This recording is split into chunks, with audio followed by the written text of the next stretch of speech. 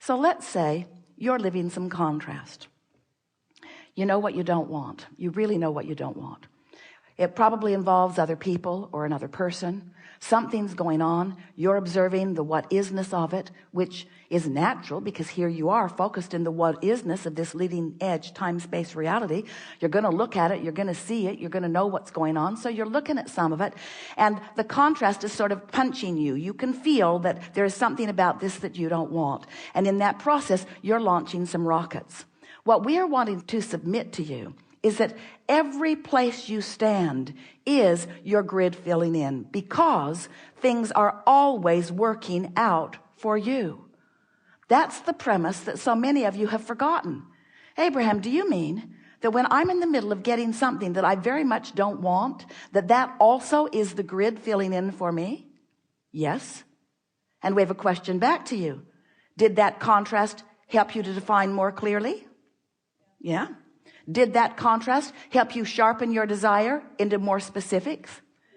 Did that contrast, as you focused upon it, bring sometimes more contrast and more contrast that made you even more sure of what you wanted? And is that focus of value to you?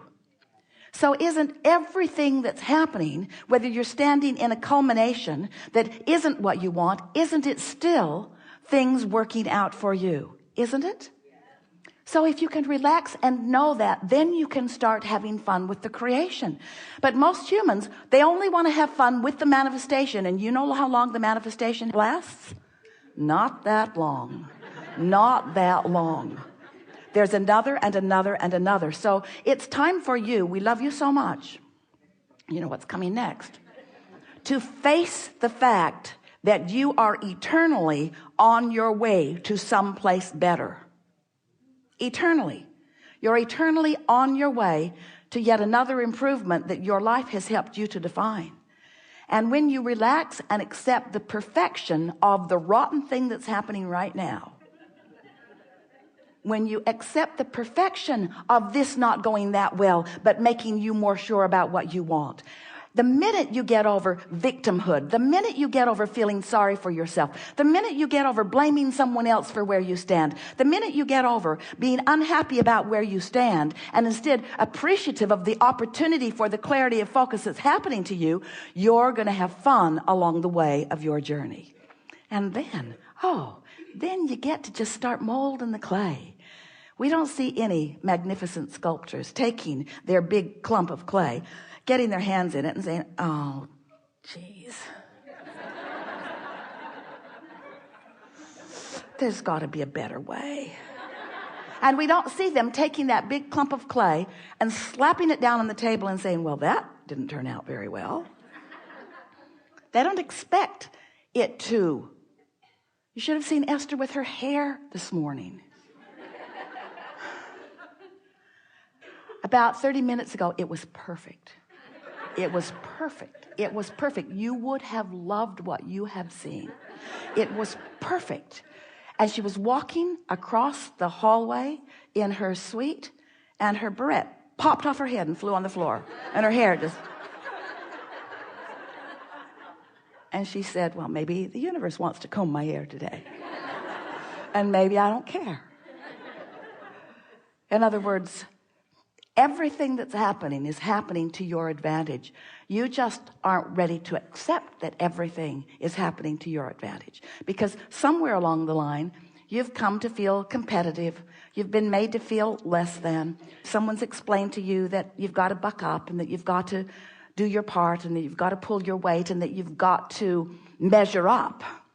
And that's the hard part, because it's so difficult, even at early ages, to figure out which measuring stick you are trying to measure up with or to.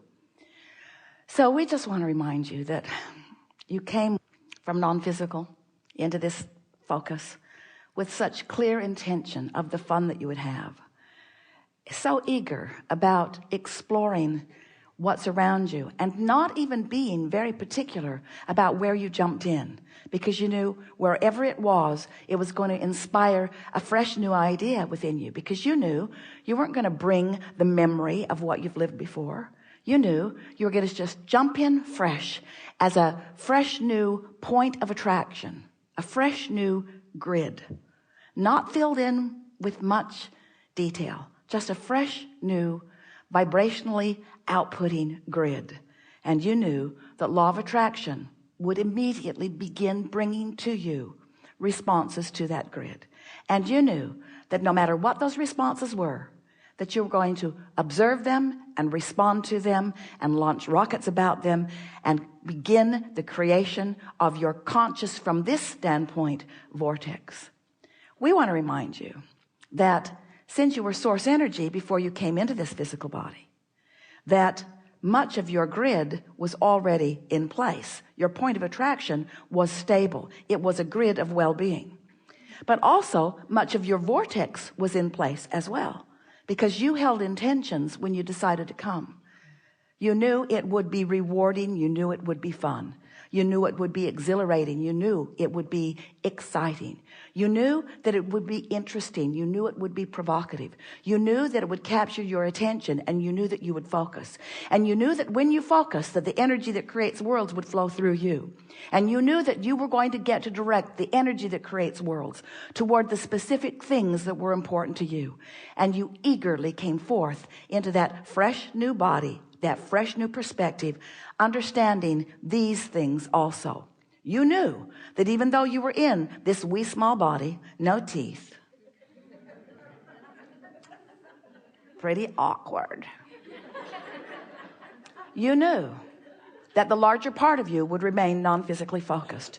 And you knew that you had already attracted an enormous amount of well-being to that point of attention. And you knew that unless you began to do those things that you do when you were in physical form that would add contradictory energy to what you were about, you knew that well-being would come your way. But you knew that no matter what came your way, you would get clearer. And the most significant thing that you knew then, that many of you have forgotten now, that we want to remind you about now, you knew that no matter what, in any point in time, you could regain your balance, realign with that energy that creates worlds, come into vibrational harmony with who you really are, and in your new balanced state, begin again, right here, right now, where all of your power is, where the juncture of you and you meet. You knew that you could raise the vibration of your being, and that you would then don the clarity of that broader perspective. In other words, you knew that in any moment you could see through the eyes of source into whatever situation or conversation you were about.